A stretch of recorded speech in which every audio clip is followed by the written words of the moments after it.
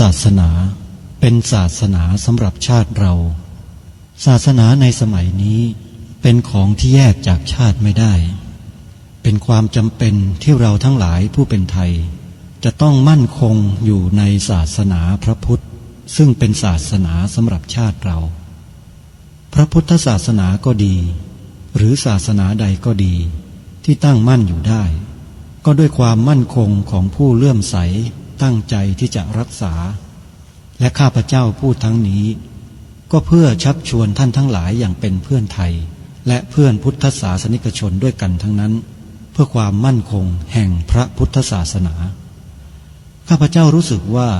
ได้ทำหน้าที่สมควรแก่อุปถัมภ์พระพุทธศาสนาเราจะตั้งใจรักษาศาสนาของเราด้วยชีวิต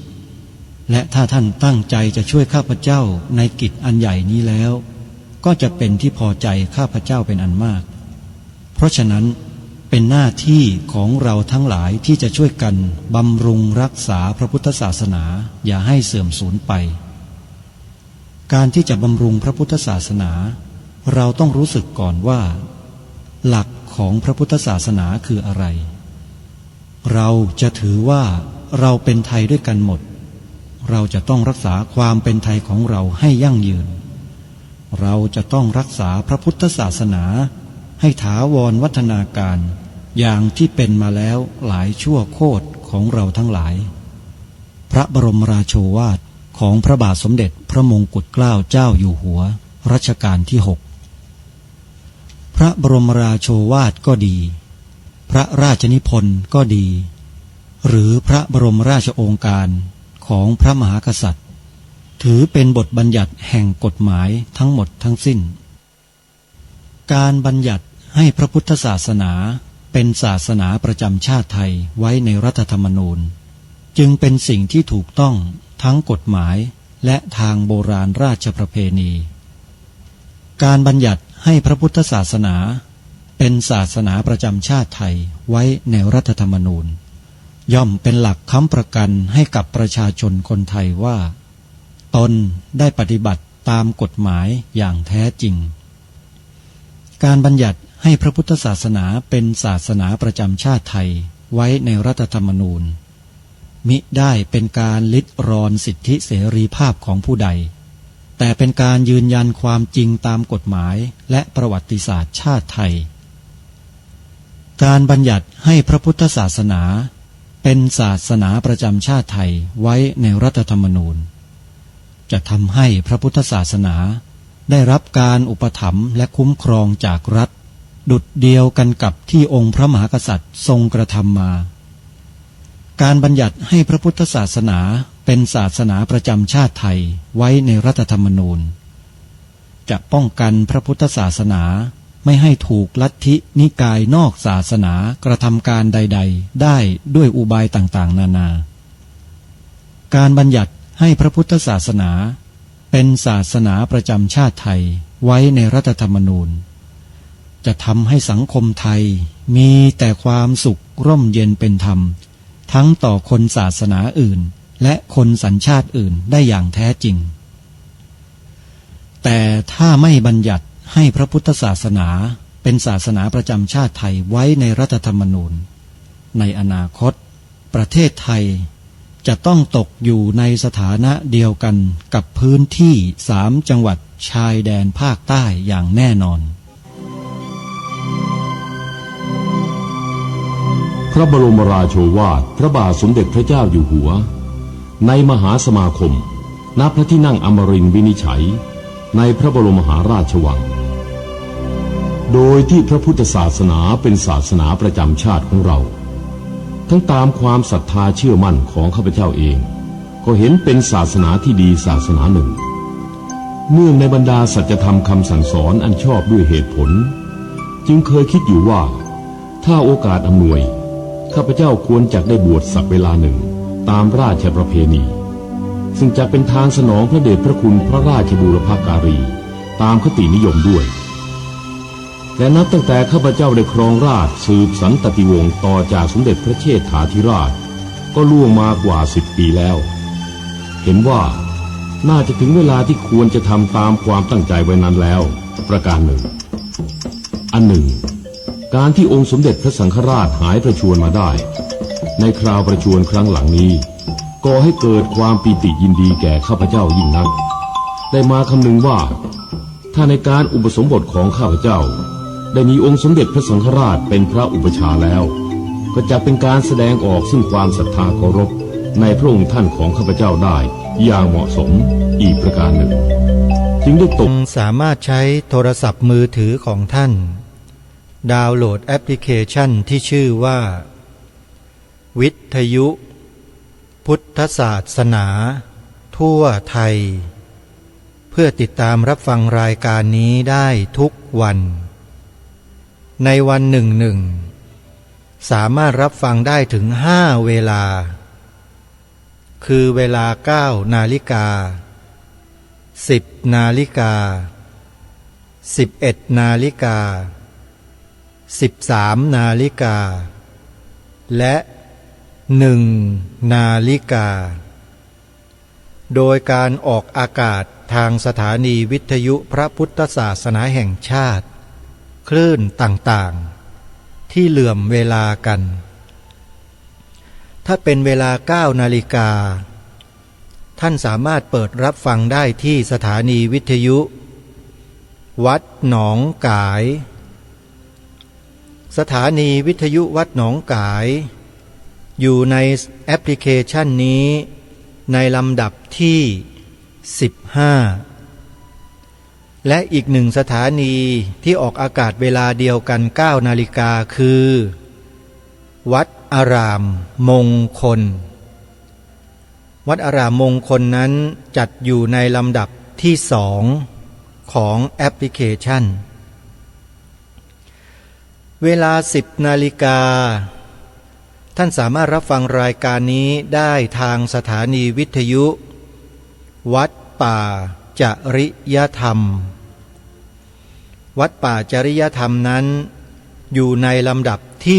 1ของแอปพลิเคชันเรียกว่าเปิดมาแล้วเจอเลยอยู่ในลำดับแรกออกรายการคดีโลกคดีธรรมเวลา 10 นาฬิกาเวลา 11 นาฬิกาเวลาเพลรายการนี้ออกอากาศทางสถานีวิทยุพระพุทธศาสนาแห่งชาติประจำจังหวัดเชียงใหม่วัดฝายหินอยู่ในแอปพลิเคชันนี้ลำดับที่32เวลา 13 นาฬิกาบ่ายโมงตรงท่านสามารถรับฟังรายการนี้ได้อีกครั้งหนึ่งที่สถานีวิทยุวัดบ้านปลาคูนและเวลา1 นาฬิกาหรือตีหนึ่งท่านสามารถรับฟังรายการนี้ได้อีกครั้งหนึ่งในช่วงกลางดึกที่สถานีวิทยุวัดฝายหินอยู่ในลำดับที่32ส่วนวัดบ้านปลาคูนเมื่อสักครู่นี้เวลาบ่ายโมงนั้นอยู่ในลำดับที่31ขอกราบขอบพระคุณครูบาอาจารย์ผู้อำนวยการสถานีวิทยุทุกท่านที่เปิดโอกาสให้รายการนี้ได้ทำหน้าที่เพื่อบอกข่าวบอกข้อมูลบางสิ่งบางอย่างให้กับพี่น้องชาวพุทธของเราได้รับรู้รับทราบเพื่อจักได้ถือปฏิบัติเพื่อยึดถือเป็นแนวทางที่ถูกต้องตรงกันสถานีวิทยุต่างๆที่ออกรายการคดีโลกคดีธรรมอยู่นี้ถือว่าเป็นสถานีวิทยุที่เสียสละมากญาติโยมพุทธบริษัทที่ติดตามรับฟังสถานีวิทยุเหล่านี้อยู่โยมอย่าลืมทำบุญกับครูบาอาจารย์ผู้อำนวยการสถานีวิทยุเหล่านี้ด้วยนะรายการคดีโลกคดีธรรมนั้นขอสนับสนุนให้ญาติโยมทำบุญค่ากระแสไฟฟ้าเพื่อทางสถานี จะได้เปิดธรรมะออกอากาศให้ญาติโยมได้ฟังกันต่อเนื่องให้โยมปวารณาทำบุญกับสถานีวิทยุเหล่านี้ทุกเดือนนะโยมนะทุกเดือนละเท่าไหร่อย่างไรนั้นตามกำลังความสามารถของเราขออนุโมทนาบุญกับทุกท่านที่มีส่วนร่วมเผยแผ่ธรรมะของพระสัมมาสัมพุทธเจ้าทางสถานีวิทยุทั่วไทยมีอีกสถานีวิทยุหนึ่งที่ญาติโยมสาธุชนสามารถรับฟังได้ในพื้นที่นั่นก็คือสถานีวิทยุพระพุทธศาสนาจังหวัดสุพรรณบุรีวัดสามชุกวัดสามชุกตั้งอยู่ที่ตำบลสามชุกอำเภอสามชุกจังหวัดสุพรรณบุรีออกอากาศสถานีวิทยุ FM 100.25 เมกะเฮิรตซ์ท่านสาธุชนสามารถติดตามรับฟังได้ตลอด24ชั่วโมงภายใต้พื้นที่รัศมีของการออกอากาศรายการคดีโลกคดีธรรมออกอากาศทางสถานีวิทยุวัดสามชุกในเวลา 9 นาฬิกาและเวลา 20 นาฬิกาและเวลาอื่นๆที่เห็นความเหมาะสมทางหลวงพ่อเจ้าอาวาสพระครูสุวรรณวิจิตรท่านก็จะนำรายการคดีโลกคดีธรรมเนี่ยรันออกอากาศบ่อยมากๆเลยโยมเพราะท่านเห็นว่ารายการนี้พูดอะไรที่ตรงไปตรงมาและพูดแต่สิ่งที่ถูกต้องตามหลักพระธรรมวินัยไม่ได้ไปบิดเบือนไม่ได้ไปกล่าวหาใครเหมือนกับคนบางพวกบางกลุ่มที่กล่าวหาพระสงฆ์ทั้งประเทศเป็นมหาโจรอย่างนั้นใช้ไม่ได้แน่สันดานของอาตมาภาพไม่ได้เป็นอย่างพวกนั้นโยมไม่เคยด่าว่าพระสงฆ์กันเลยหรือคนที่ดีๆเนี่ยไม่เคยว่าไม่เคยติจะติจะว่าก็เฉพาะคนที่ไม่ดีที่ด่าพระสงฆ์ทุกวี่ทุกวันพวกเนี้ยอาตมาก็จะตำหนิก็จะว่าแล้วก็จะบอกญาติโยมให้มาทำความรู้จักกับคนพวกนี้ให้ดีก่อนที่เราจะหลงคารมคนพวกนี้ไปกันซะหมดแล้วก็อัญเชิญพระราชดำรัสของล้นเกล้ารัชกาลที่6พระบาทสมเด็จพระมงกุฎเกล้าเจ้าอยู่หัวที่พระองค์ตรัสแสดงพระราชนิพนธ์ไว้ในเทศนาเสือป่ามาเตือนสติพวกเราอยู่บ่อยๆพระองค์ตรัสเตือนพวกเราไว้ว่าผู้ที่คนอื่นเขาส่งเข้ามาปลอมแปลงเพื่อทำลายพระพุทธศาสนาเราทั้งหลายต้องคอยระวังรู้เท่าไว้จึงจะควรรายการนี้น้อมนำแนวพระราชดำริกระแสพระราชดำรัสของพระองค์ตรงนี้มาใส่เกล้าใส่กระหม่อมตลอดมาแล้วก็จะใส่เกล้าใส่กระหม่อมทำหน้าที่ของตนเองตลอดไปใครจะว่ายังไงก็ช่างจะตำหนิก็ช่างไม่ใช่เรื่องของอาตมาเป็นเรื่องของคนตำหนิถ้าเขาตำหนิด้วยจิตใจที่ไม่เป็นกุศลมีจิตที่เป็นอกุศลเขาก็เป็นบาปเองอาตมาภาพไม่เกี่ยวอะไรด้วยเพราะฉะนั้นญาติโยมสาธุชนขอให้ตั้งใจนะโยมนะฟังรายการนี้ด้วยความวินิจวิเคราะห์ฟังด้วยความตั้งใจแล้วจะเข้าใจสำหรับในวันนี้รายการคดีโลกคดีธรรมได้ตั้งธรรมบรรยายของท่านเจ้าพระคุณสมเด็จพระพุทธโฆษาจารย์ปอ.ประยุตโตไว้แล้วยังอยู่ในหมวดของปัญญาสัมมาทิฏฐิให้เราไปติดตามรับฟังพร้อมๆกันแล้วเดี๋ยวจะมาสรุปช่วงท้ายเล็กน้อยเพื่อไม่ให้เป็นการเสียเวลาให้สาธุชนตั้งใจสดับรับฟังได้ณบัดนี้ตอนที่35เรื่องอยากเป็นคนมีปัญญาดี ถ้าสติไม่มีก็หมดทางเจริญปัญญาอันนี้ก็บอกไว้แล้วนี่ว่าคำนี้จะพูดเรื่องความสัมพันธ์ระหว่างสติกับปัญญา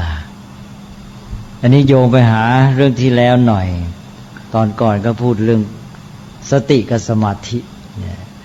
สตินั้นบอกแล้วว่าเป็นตัวเริ่มต้นให้แก่สมาธิจะฝึกสมาธิก็ต้องอาศัยสติมานำให้ทีนี้มาถึงปัญญาก็จะคล้ายๆกันแหละปัญญาจะทำงานได้สติก็ต้องจับเรื่องให้หรือว่าส่งงานให้สตินี่เป็นตัวส่งงานให้ปัญญาอย่างน้อยมันก็จับเรื่องนั้นไว้ให้ปัญญาดูครั้งก่อนนี้ก็ได้เปรียบเทียบว่าเราเอาสติเนี่ยจับสิ่งของไว้เนี่ยสิ่งที่ผ่านเข้ามาแล้วจะเลยไปเราต้องการจะดูเราก็ดึงไว้นะไม่ยอมให้ผ่านไปซะอันนี้พอมันอยู่ต่อหน้าแล้วทีนี้เราต้องการจะดูก็ดูได้อันนี้การดูคืออาการของตาเนี่ยเปรียบเหมือนกับปัญญาอันนั้นที่บอกว่าเราดึงเราจับสิ่งนั้นไว้สำหรับให้ตาดูเนี่ยตาในที่นี้ก็คือตาปัญญานั่นเองเพราะฉะนั้นสติก็มีความสำคัญซึ่งไปสัมพันธ์กับปัญญาเพราะเป็นตัวจับสิ่งที่ต้องการจะดูให้ปัญญาได้พิจารณานี่ถ้าสิ่งนั้นมาถึงแล้วเนี่ยเราไม่สามารถเอาสติจับมันไว้ดึงมันไว้รั้งมันไว้ได้ก็ผ่านไปแล้วปัญญาต้องการจะดูให้เห็นชัดว่ามันเป็นอะไรมันก็เลยไม่ได้ดูเพราะฉะนั้นปัญญาทำงานไม่ได้ถ้าไม่มีสติอันนี้ก็เป็นเรื่องที่ง่ายคิดว่าในแง่นี้แล้วความเข้าใจก็จะได้จากการอุปมาที่ว่าเนี่ยทีนี้ก็อุปมาอย่างอื่นอีกเพื่อจะให้เห็นชัดยิ่งขึ้นท่านเปรียบเทียบสติไว้เหมือนกับนายประตูที่เฝ้าระวังคนเข้าคนออกเขาก็จะตรวจว่าคนนี้ให้เข้าได้ไหมคนนี้ให้เข้าได้หรือเปล่าคนนั้นอาจจะไม่เหมาะสมไม่ควรให้เข้านี้สติมันก็ต้อง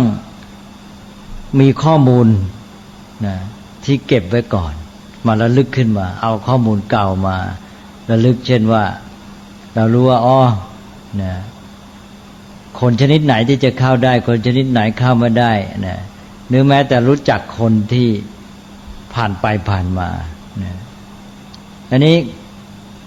สติเนี่ยมันเป็นตัวที่ว่าทันต่อเรื่องที่เกิดขึ้นเป็นไปอันนี้เวลาคนผ่านเข้ามาก็เหมือนกับสิ่งที่เราเรียกว่าอารมณ์มันผ่านเข้ามาสติมันก็จับดูจับปั๊บเนี่ย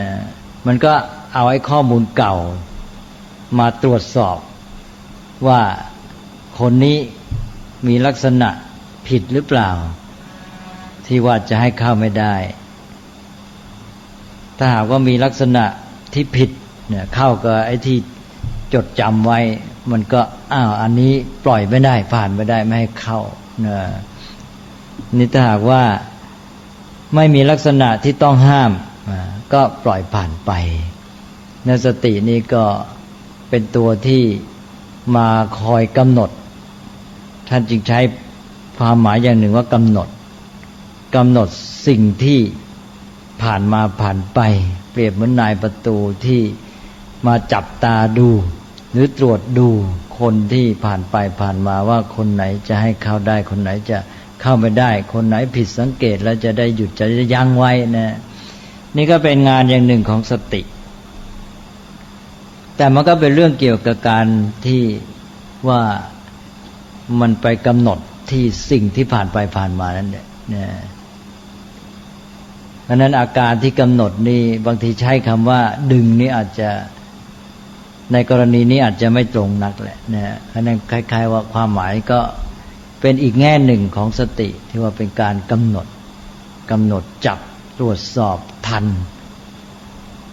แต่ก็เป็นอาการที่ว่ามันก็ไปจับที่อารมณ์นั่นอีกนั่นแหละนะนั้นศัพท์อีกศัพท์นึงที่ใช้ในการอธิบายหน้าที่ของสติก็คือคำว่าจับนะจับอารมณ์หรือจับสิ่งที่ผ่านไปผ่านมานั้นนะเพื่อจะให้ปัญญาตรวจสอบทีนี้ตอนนี้มันก็จะมีความสัมพันธ์กับปัญญาในกรณีที่ทำหน้าที่อย่างนายประตูเนี่ยถ้าหากว่ามันเป็นกรณีที่ไม่มีอะไรพิเศษสติมันก็ใช้ข้อมูลเก่ามันระลึกขึ้นมามันก็ตรวจสอบข้อมูลเหมือนกับในประตูตรวจดูคนที่ผ่านไปผ่านมาได้เลยแต่นี้ในกรณีที่มันเกิดมีเรื่องราวซับซ้อนไม่แน่ใจตอนนี้แหละปัญญาจะต้องมาทำหน้าที่แหละการที่ว่ามาใช้ความคิดพิจารณาสืบหาเหตุผลเพิ่มเติมไตร่ตรองอะไรต่างๆตอนนี้จะเป็นหน้าที่ของปัญญาเพราะฉะนั้นตอนนี้บางครั้งเราก็จะเกิดความสับสนเรื่องความหมายและการทำหน้าที่ของสตินิดหน่อยบางครั้งเราพูดเหมือนกับว่าสติเนี่ยทำหน้าที่รู้ด้วยแต่ความจริงสตินั้นไม่ใช่ตัวรู้แต่ทำไมเราพึงบอกว่ารู้ก็อย่างที่ว่าเมื่อกี้เพราะว่าสตินั้นมันระลึกข้อมูลเก่ามาได้ด้วยทีนี้ในข้อมูลเก่านั้นข้อมูลบางอย่างมันเป็นผลงานที่ปัญญาได้ทำไว้ก่อนแล้วปัญญามันคิดพิจารณาเรื่องใดเรื่องหนึ่งครั้งก่อนเช่นมาเจอปัญหาอย่างหนึ่งมันพิจารณาจนกระทั่งว่าได้ข้อสรุปเกิดความชัดแจ้งเข้าใจเรื่องนั้นดีแล้วก็บันทึกเก็บไว้เป็นความทรงจำเป็นอดีตล่วงไปแล้วพอต่อมาเกิดไปเจอปัญหาอย่างเก่าปัญหาแบบเดิมสติมันก็ไประลึกเอาไอ้ข้อสรุปเก่าซึ่งเป็นผลงานที่ปัญญาทำไว้เรียบร้อยแล้วก็คือเป็นข้อมูลเชิงความรู้ข้อมูลนี้เอามาใช้ได้ทันทีเลยเพราะนั้นสติก็ระลึกเอาความรู้เก่ามาใช้นั่นเองในกรณีนี้สตินั้นเหมือนกับมีคำว่ารู้อยู่ด้วยอันนี้ก็ต้องระวังคือว่าต้องแยกกับปัญญาให้ชัดปัญญามันจะทำหน้าที่ในปัจจุบันนี้เลยนั้นแยกระหว่างผลงานของปัญญาเก่าที่ทำไว้เสร็จแล้วซึ่งสติเพียงระลึกขึ้นมาใช้ในกรณีนั้นมันไม่มีอะไรเพิ่มในทางปัญญาใช้ของเก่ามาจัดการแต่ว่าถ้ามีเรื่องที่จะต้องพิจารณาเพิ่มเติมจากนั้นเช่นว่าจะต้องประยุกต์ความรู้เก่ามาใช้กับเรื่องใหม่อย่างนี้ปัญญาต้องเข้ามานั่นเป็นอันว่าสตินั้นเป็นเพียงการดึงข้อมูลหรือเป็นการกำหนดอารมณ์จับอารมณ์นั้นไว้ถ้าหากว่าความรู้เก่าที่ปัญญาเคยทำงานมาแล้วใช้ได้ก็เพียงพอถ้าหากว่าความรู้เก่าไม่เพียงพอก็ต้องอาศัยปัญญาทำงานอันนี้ก็เป็นความสัมพันธ์ระหว่างสติกับปัญญาแต่รวมความก็คือว่าปัญญาจะทำงานได้ต้องอาศัยสติทุกกรณีไปเพราะว่าปัญญาเหมือนตาถ้าสิ่งนั้นไม่อยู่ต่อหน้าก็มองดูไม่ได้อันนี้ปัญญาจะพิจารณาสิ่งใดก็ตามก็ให้สิ่งนั้นอยู่ต่อหน้าจิตของเราก็จึงต้องใช้สติดึงสิ่งนั้นมาไว้กับจิตหรือว่าดึงไว้ไม่ยอมให้ผ่านไปเฉยๆดึงไว้ก็ตามดึงมาก็ตามก็เป็นเรื่องของสติที่ว่าเนี่ยและอีกประการหนึ่งก็คือว่าเวลาเราพูดถึงคำว่าสติเนี่ยบางทีเราทิ้งคำว่าปัญญาไว้ในฐานเข้าใจในภาษาไทยก็จะได้ยินบ่อยๆ เราจะใช้คำว่าสตินี้คู่กับปัญญาเป็นสติปัญญาสติปัญญาจนกระทั่งคนไทยก็ไม่รู้ว่าอะไรเป็นสติอะไรเป็นปัญญานะพูดรวมกันไปว่าสติปัญญาหรือถ้าไม่ใช้คำว่าสติปัญญาก็จะคู่กันกับสัมปชัญญะเป็นสติสัมปชัญญะเนี่ยเราจะได้ยินบ่อยเนี่ยทำอย่างกับคนไม่มีสติสัมปชัญญะนะนี่สติสัมปชัญญะมาด้วยกันเราต้องพัฒนาให้มีสติปัญญาเพิ่มขึ้นเนี่ยสติปัญญาก็มาคู่กันทำอะไรใช้สติปัญญาบ้างสิว่างั้นนะเนี่ยสติกับปัญญาก็มาคู่กันทีนี้จะพูดว่าสติสัมปชัญญะหรือสติปัญญาก็ตามความจริงมันก็มีความหมายเกือบเท่ากันเพราะว่าสัมปชัญญะนั้นเป็นชื่อหนึ่งของปัญญานะแต่เป็นปัญญาที่ทำหน้าที่ค่อนข้างจำกัดเป็นปัญญาชนิดที่ทำหน้าที่กับสิ่งที่เป็นปัจจุบันนะเรียกว่าอารมณ์เฉพาะหน้านะที่จะรู้เข้าใจชัดแล้วก็ทำกิจได้สำเร็จไปเลยแต่ถ้าเป็นเรื่องการพิจารณาสืบสาวหาเหตุผลใคร่ครวญวางแผนอะไรต่างๆอย่างนั้นก็เราไม่เรียกสัมปชัญญะเราก็ใช้คำใหญ่คือคำว่าปัญญาหมายความว่าคำว่าปัญญานี่เป็นคำที่ใช้ครอบคลุมหมดความรู้ความเข้าใจต่างๆที่ใช้คำกว้างขวางที่สุดก็คือคำว่าปัญญาเนี่ย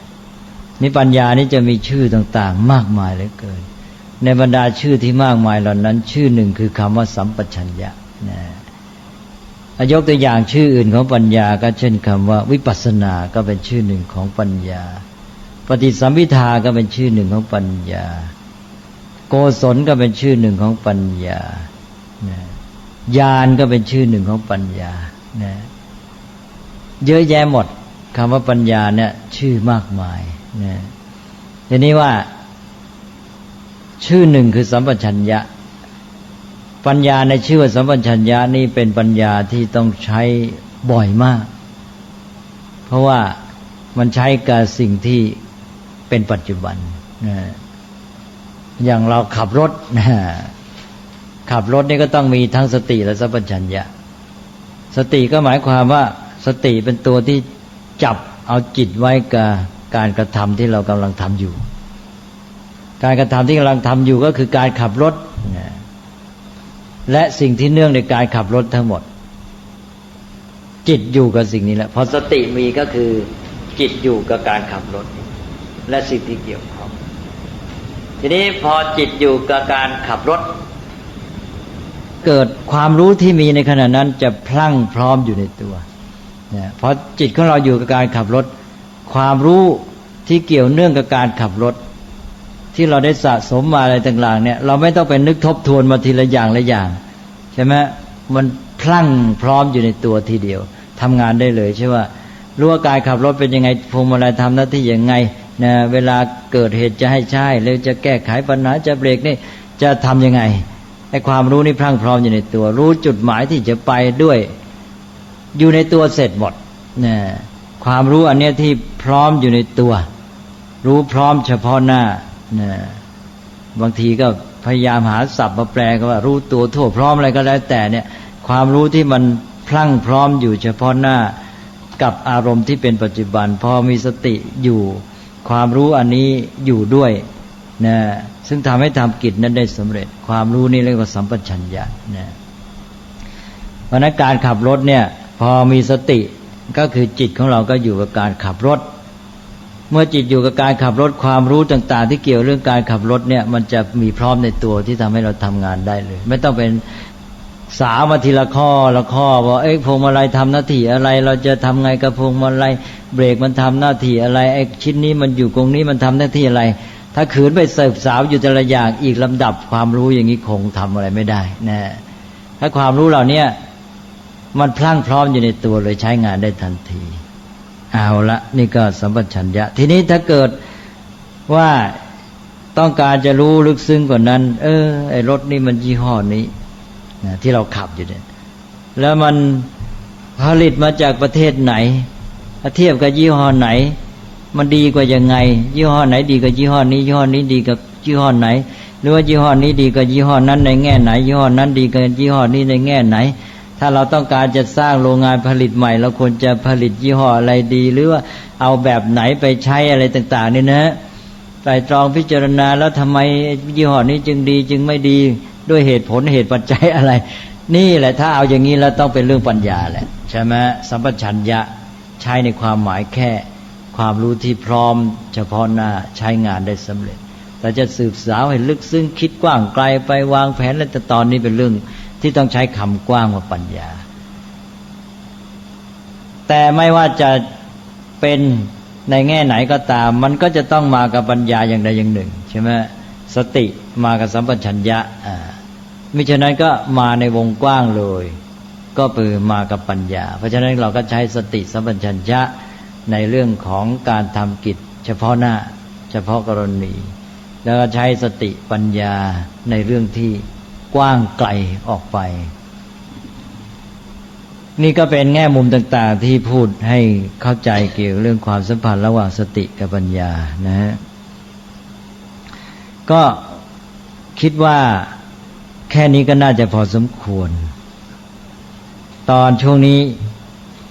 อยากจะให้ถามปัญหาก่อนถ้ามีข้อสงสัยก่อนที่จะก้าวต่อไปสู่การพูดถึงเรื่องของการทำงานทีนี้ทั้งสติสมาธิปัญญาเลยทีนี้ตอนที่แล้วมาพูดสติกับสมาธิแล้วมาพูดสติกับปัญญาคราวนี้เราจะมาดูสติสมาธิปัญญาพร้อมกันให้มีข้อสงสัยไหมฮะ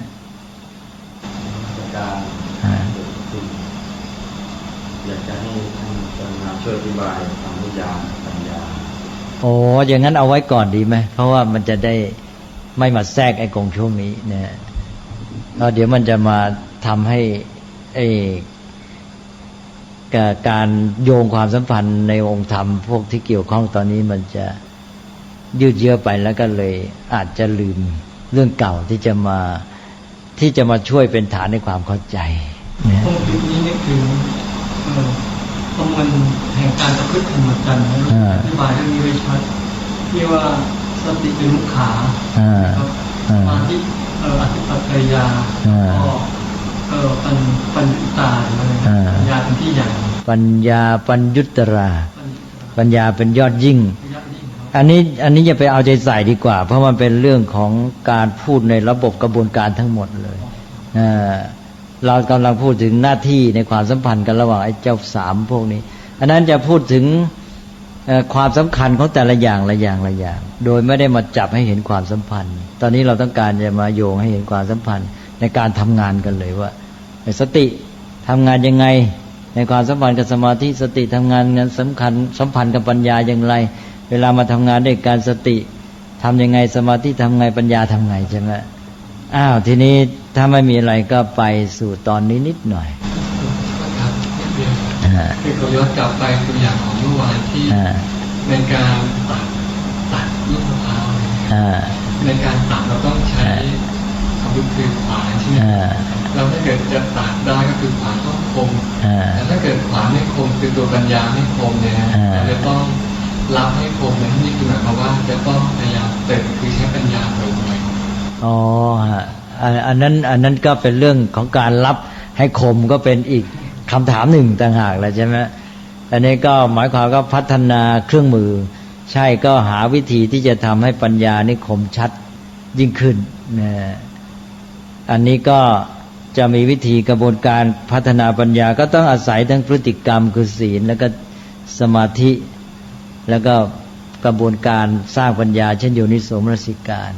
รู้จักคิดพิจารณาวิธีคิดวิธีสืบสาวหาเหตุปัจจัยวิธีวิเคราะห์สิ่งต่างๆเพื่อจะให้ปัญญานี้พัฒนายิ่งขึ้นนะพอเข้าใจนะฮะอาจารย์เขาระหว่างในกรณีที่พัฒนาปัญญาในรูปแบบนึงกับการที่จะมาเน้นสมาธิให้มีกำลังพอปัญญาเท่าเดิมเนี่ยอยากจะเรียนถามพระเดชพระคุณนะความคิดเห็นพระเดชพระคุณนี้พิจารณาว่าอย่างไรจะเป็นเรื่องที่ง่ายกว่ากันนะหรือว่าเป็นเรื่องปัจจัยต่างอันนี้คือบางคนเนี่ยนะอันนี้เราพูดถึงความแตกต่างระหว่างบุคคลบางคนเนี่ยพัฒนาปัญญาก็ต้องพัฒนาแหละแต่ถึงยังไงพัฒนายังไงมันก็ไม่ได้ดีเท่าอีกคนหนึ่งนี่เป็นเรื่องการเปรียบเทียบใช่ไหมแต่ว่ามันก็เป็นความจำเป็นที่จะต้องพัฒนาสำหรับตัวเขา แต่เมื่อมีการเปรียบเทียบแล้วมันจะให้พัฒนาได้อีกอย่างอีกคนไม่ได้ถูกไหมอันนี้เป็นการเปรียบเทียบระหว่างบุคคลแต่ว่าสำหรับแต่ละคนนั้นแน่นอนต้องพัฒนาทุกอย่างทีนี้ในแง่ลักษณะนี้คนนั้นจะต้องหาด้วยตัวเองหรือเปล่าเพราะว่าตัวเองมีอินทรีย์ด้านไหนที่เหมาะสมในลักษณะนั้นหรือจะต้องพิจารณาด้วยตัวเองหรือว่าจะมีแนวทางอย่างไรจะพิจารณาว่าตัวเองเนี่ยควรจะต้องเน้นสมาธิหรือควรจะไปเน้นปัญญาหรือว่าอะไรอย่างเงี้ยอาจารย์จะมีอาจารย์ให้พระเดชพระคุณอาจารย์ช่วยชี้ช่องแนวทางคือถ้าหากว่าได้กัลยาณมิตรที่ยอดเยี่ยมอย่างพระพุทธเจ้าก็จะมาช่วยบอกให้ถ้าไม่ได้ก็อาจจะต้องพยายามด้วยตนเองแต่ก็ต้องรู้จุดอ่อนว่าการดูตัวเองนี่ยากอยู่นะเพราะฉะนั้นเราจึงต้องอาศัยกัลยาณมิตรไม่ฉะนั้นแล้วพระสารีบุตรพระโมคคัลลานะเป็นต้นก็คงตรัสรู้ธรรมได้โดยก่อนได้พบพระพุทธเจ้าใช่ไหมหมายความว่าในยุคพุทธกาลนี้ก็มีผู้มีสติปัญญาเยี่ยมเยอะเหมือนกันนะแต่ทั้งเยี่ยมอย่างนั้นเขาก็ไม่สามารถที่จะตรัสรู้ใช่ไหมก็ต้องมาพบพระพุทธเจ้าแล้วพระพุทธเจ้านี้จับจุดจี้จุดชี้หรือเอาเส้นผมที่บังภูเขานี่ออกไปใช่ไหมเท่านี้เองหรือเขี่ยผงในตาออกใช่ไหมติดอยู่เท่านั้นแหละไปไม่ได้เนี่ยทีนี้ถ้าเส้นผมอันนี้ไม่ออกมันก็ไม่เห็นภูเขาสักทีทั้งที่มันก็ไอ้เส้นผมเส้นเดียวเนี่ยพระพุทธเจ้าบางทีมาทำหน้าที่ซึ่งก็เหมือนกับเป็นหน้าที่นิดเดียวนะแต่เป็นเรื่องยิ่งใหญ่ที่สุดเลยก็แค่เขี่ยเส้นผมที่มันบังภูเขาออกนะดังนั้นบางทีตัวเราเนี่ยก็ดูตัวเองไม่ออกว่าจับจุดไม่ถูกว่าจะแก้ที่จุดไหนมันจึงจะสำเร็จแต่ว่าถ้าไม่มีกัลยาณมิตรจริงๆก็ต้องเพียรพยายามด้วยตนเองเพราะต้องศึกษาพิจารณาตรวจสอบตัวเองใช่ไหมก็อันนั้นก็เป็นโยนิโสมนสิการอย่างหนึ่งด้วยในการที่จะพิจารณาตรวจสอบค้นหาเข้าใจตัวเองให้ชัดเจนแต่ว่าอันนี้ก็เป็นปัจจัยที่ว่าปัจจัยภายในกับปัจจัยภายนอกที่ว่ามันเป็นอัตราสัมพัทธ์กันอยู่นะก็พอเอานะฮะทีนี้ก็ต่อไปทีนี้ว่าตอนนี้เราพูดได้เห็นว่าปัญญาจะทำงานต้องอาศัยสติทีนี้สติอย่างที่บอกแล้วว่ามันดึงอารมณ์นั้นไว้มันกำหนดมันจับเอาไว้แต่ว่าอารมณ์นั้นมันก็จะคอยผ่านไปอยู่เรื่อยนะมันผ่านเข้ามาแล้วก็จะผ่านไปแล้วก็ดึงมันไว้ทีนี้เมื่อดึงมันไว้เนี่ยถ้ามันอยู่เราก็มองเห็นมันเราก็พิจารณาแต่ทีนี้มันก็จะมีปัญหาอีกว่าเวลาดึงมันไว้เนี่ยสิ่งนั้นมีความแตกต่างสิ่งที่จะดูสิ่งที่เราจะดูเนี่ยมันมีความละเอียดอ่อนไม่เท่ากันบางอย่างก็หยาบบางอย่างก็ละเอียดนี่สติมันดึงไว้เนี่ยมันก็ดึงไว้เหมือนกับว่าไอ้เจ้านั้นมันก็จะคอยออกไปอยู่เรื่อยไม่เป็นหลักประกันว่าสิ่งที่เรากำลังดูซึ่งสติดึงไว้เนี่ยมันจะนิ่งไหมมันก็จะมีอาการที่ว่าอยู่ก็จริงแต่มันสั่น มันไหวมันโครงมันเคลงอยู่เหมือนกับว่ามีแผ่นผ้าแผ่นหนึ่งเอาละมันจะลอยไปเราไม่ยอมให้ลอยไปเราจะดูมันเราก็เอาเชือกดึงมันไว้นี่คือสติดึงไว้ไอ้เจ้าแผ่นผ้าเนี่ยเป็นนั้นว่าไม่ไปละไม่พ้นสายตาเราก็ดูเห็นแผ่นผ้าเนี่ยแต่นี้เราไม่ได้ดูแค่แผ่นผ้านี่เราจะดูรายละเอียดในผ้ามีตัวหนังสือเขียนไว้มีลวดลายเป็นรูปสัตว์รูปคนเขียนไว้อันนี้เราก็เห็นแต่ว่าเราไม่รู้ชัดตัวหนังสืออะไรก็อ่านไม่ออกใช่ไหมไอ้เจ้าสติดึงไว้ให้แล้วแต่มันก็ยังไม่อยู่นิ่งเป็นอันว่าสติทำงานให้แล้วปัญญาก็ใช้ประโยชน์จากสติมองเห็นแต่ยังไม่รู้ลึกซึ้งไม่ละเอียดทำยังไงตอนนี้แค่ดึงไว้ไม่พอต้องให้สิ่งนั้นน่ะอยู่นิ่งเลยถ้าสิ่งนั้นนี่ เป็นลวดลายใหญ่โตเช่นรูปคนตัวเบ้อเริ่มอย่างนี้นะตัวหนังสือเบ้อเริ่มอย่างเงี้ยเอาไม่ต้องนิ่งสนิทก็เห็นใช่ไหมอ่านออกแต่นี่ถ้าเป็นลวดลายละเอียดยิบเลยตัวหนังสือเล็กนิดเดียวนี่ถ้าไม่นิ่งจริงอ่านไม่ออกใช่ไหมตอนนี้ต้องการสมาธิเพราะนั้นการที่จะให้สิ่งนั้นอยู่นิ่งสนิทก็เป็นความจำเป็น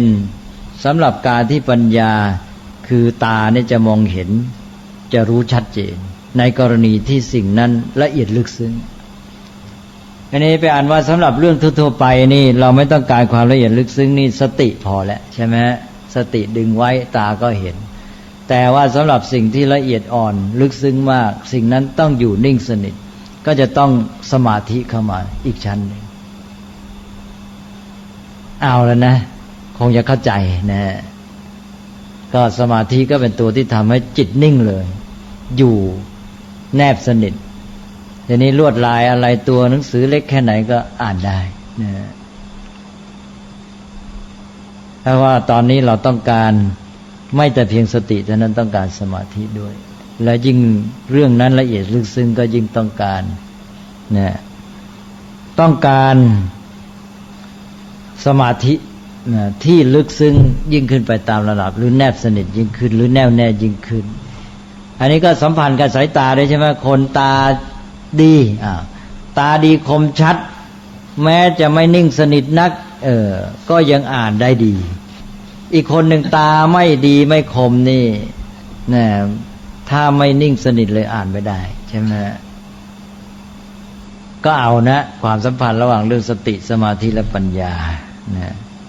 ทีนี้ตอนนี้มีอะไรสงสัยไหมว่ากันไปทีละขั้นละขั้นทีนี้ถ้าไม่มีนะก็เราก็จะเห็นว่าตอนนี้นะเราพูดถึงเรื่ององค์ประกอบฝ่ายด้านจิตที่เป็นตัวทำงานยืนโรงนะเป็นตัวยืนโรง3ตัวคือมีวิริยะ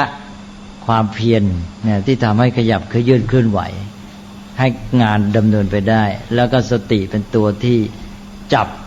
สิ่งที่ต้องการไว้นะทำให้จิตทำงานกับสิ่งนั้นได้แล้วก็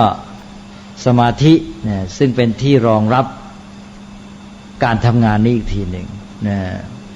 3ตัวนี้เป็นหลักยืนแล้วเสร็จแล้วตอนนี้เราก้าวข้ามแดนมาสู่ปัญญาแล้วโดยที่เอาองค์ประกอบฝ่ายจิตคือสติเนี่ยมาโยงกับฝ่ายปัญญาให้เห็นว่าฝ่ายจิตทำงานร่วมกับฝ่ายปัญญาอย่างไรนะสติก็ทำงานร่วมกับปัญญาอันนี้เราพูดถึงเรื่องการฝึกฝนพัฒนาคนในฝ่ายด้านจิตเนี่ยการฝึกในเรื่องจิตเนี่ยบอกแล้วว่าสมาธิเป็นแกนหรือเป็นตัวแทนเป็นประธานแล้วบางทีเราเรียกการฝึกในด้านสมาธิด้วยคำศัพท์อีกคำหนึ่งว่าสมถะนะการฝึกด้านจิตให้เกิดสมาธินี่เรียกว่าสมถะส่วนการฝึกฝนในด้านปัญญาให้เกิดปัญญาจึงมากชัดเจนจนกระทั่งรู้แจ้งสภาวะของสิ่งทั้งหลายให้เข้าใจสังขารตามเป็นจริงให้รู้พระไตรลักษณ์อะไรเนี่ยเรียกว่าปัญญาจนเห็นโลกและชีวิตตามเป็นจริงนะจนถึงนิพพานได้เนี่ยปัญญาแบบนี้เราเรียกว่าวิปัสสนานะนี่ในกระบวนการฝึกในด้านจิตสมถะก็ดีด้านวิปัสสนาด้านปัญญาก็ดีก็แปลว่าเราได้เห็นแล้วว่าสตินี่มีบทบาทสำคัญอย่างไรสติเป็นตัวสำคัญเป็นตัวเริ่มต้นให้ทั้งในฝ่าย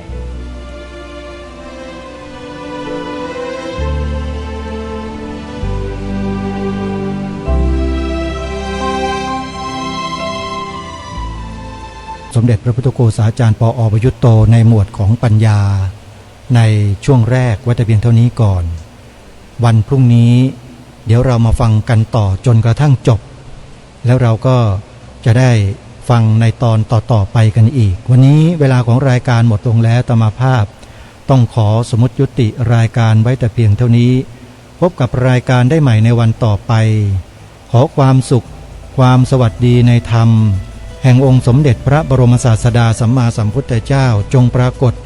เกิดมีขึ้นในจิตใจของท่านผู้ฟังทุกท่านทุกคนเทินขอเจริญพรกล้าคิดก็ต้องกล้าทำอย่ากลัวถ้าทำความดีเป็นศึกษาปัญหาให้ทันท่วงทีเมืองไทยจะพัฒนากว่านี้รายการดีคดีโลกคดีธรรมขอรำพันบรรยายความคิดเครื่องหมายแห่งสีทั้งสามงามถนัดขาวคือบริสุทธิ์สีสวัสดิ์หมายพระไตรรัตน์และธรรมะคุมจิตไทยแดงคือโลหิตเราใสซึ่งยอมสละได้เพื่อรักษาชาติศาสนาน้ำเงินคือสีโสภาอันจอมประชาพระโปรดเป็นของส่วนองค์จับริ้วเข้าเป็นไตรรงค์จึงเป็นสีธงที่รักแห่งเราชาวไทยทหารอวตารนำไปยงยุทธวิชัยวิชิตก็ชูเกียรติสยามประเทศไทยที่เจริญมั่นคงมาได้จนถึงทุกวันนี้มิได้เกิดขึ้นจากความหวาดกลัวอย่างคลาดเขลาแต่บรรพบุรุษไทยของเราทุกยุคทุกสมัยล้วนแต่มีความกล้าหาญและชาญฉลาดปกป้องเอกราชสร้างชาติให้เกิดความมั่นคงโดยมีธงแห่งพระไตรรัตน์เป็นเครื่องนำชัยจึงเป็นที่มาที่ไปของรายการคดีโลกคดีธรรมกล้าคิดก็ต้องกล้าทำอย่ากลัวถ้าทำความดีเป็นศึกษาปัญหาให้ทันท่วงทีเมืองไทยจะพัฒนากว่านี้รายการดีคดีโลกคดีธรรม